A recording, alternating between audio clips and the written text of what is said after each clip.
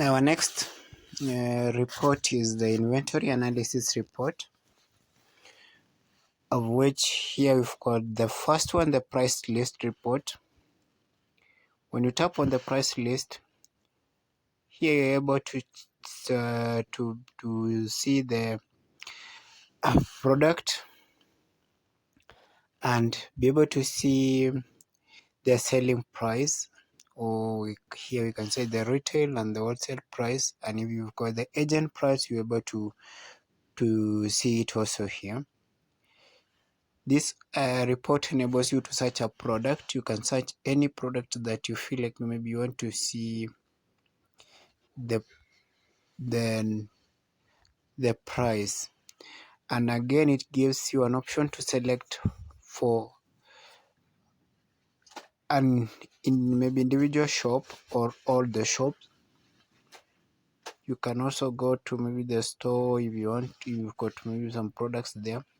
So here, if you tap on that iPOS training, you'll be able to see these products, the retail price, wholesale price, and the agent price. Going back, here you'll be able to check the next report, which is cost versus the price report.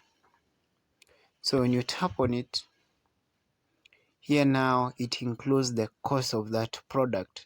Earlier we had seen the price, the retail price, wholesale price, and the agent price, but this one has the cost price. So here you will be able to see, as the owner of the business, you can tell this product I bought it at what cost, and also again you can filter it to check on any shop that you want.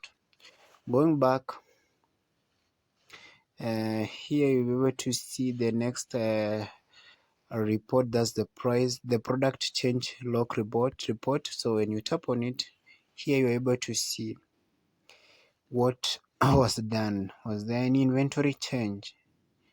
When the quantity changed for return, if there was a sale created, stock received, and all that. So here you're able to also to export, and you can still filter from a certain period that you want to check the changes that were made to the inventory. Going to the stock level report, here you tap on them.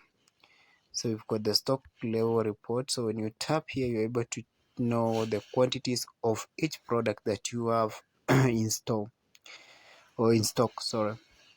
So here you've got like Ocean, we've got 12 in stock, and you are to restock at 2. So it shows you the reorder the reorder level and the quantities that you have. Again, you can still filter in that. Going back, stock after stock level, we've got the stock cost. Stock cost report, you can see that each product, the quantities that you have in stock, and the cost, how much you spend to get this product.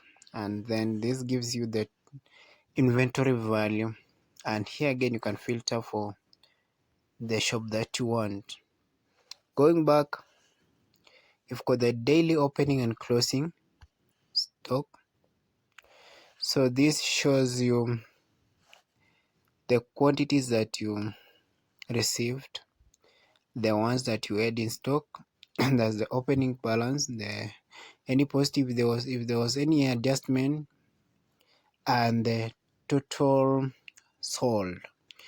So if you received one, you had an opening of 13, that's the governor, 1 liter, and then you added one, that's 14, and then you sold 3, giving us the closing balance as 11, and that's the current stock. So that's how you're able to check on the daily opening and closing stock. Again, here you can still select the shop that you want, and also here you can filter from a certain period that you want to check. Then and here we've got the stock reconciliation report. So for the stock reconciliation report, it shows you the stock take that you did for a certain period of time. Like for this one, you've got a draft that was done for December 1st to December that 1st on the year 2024. And for the one which that's a draft, then for the April one, this shows you the items that were reconciled, because you can see here it's showing us sent, meaning this was a reconciled report, and it shows you if there were the items were reconciled, it shows you those items, and the unreconciled, if there is any unreconciled item also, you'll be able to see it here. So this goes hand in hand with the stock take feature that is in our iPOS clerk. So you do the stock take using the clerks app, and then here you're able to see the reconciled items, and if they were not reconciled, you are you're supposed to come and reconcile them here as the owner of the business. So if the clerk did the stock take and forwarded it to you or send it to you, as the owner of the business, you're the one now to come and reconcile.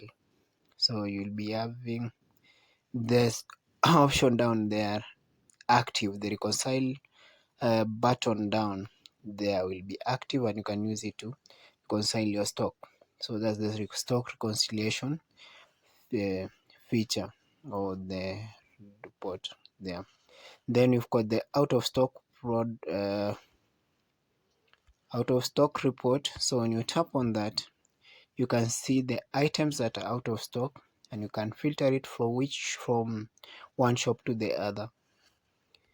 Then going to the expiry report. So when you tap on the expiry, you are able to check on items which have expired from your stock. Like you can see for this one, you are expired 13 days ago. So this depends on the patch that you added when you are creating that product. So this is determined by the patch number that you added and the expiry date. So for you to get the inventory, the expiry report, you need to add the patch. For the inventory age report, so when you tap on it here, the hedging report, you'll be able to see each item, the number of days that has been in your stock. So here you're able to see these have been here for how long.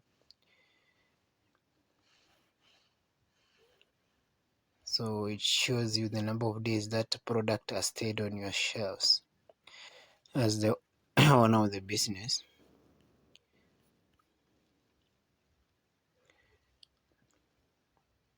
That's it. So when you add a product, when you add inventory, the time that has been there in store changes to that day that you added that inventory. So like for this DAP era, we added today, and you can see the days, it's one day of which it's today. Then the others also, it counts depending on the days that have been there. Then here you can select the items based on the date created, select the shop and the product if you want. So you can do filtering them. Then so we've done the inventory analysis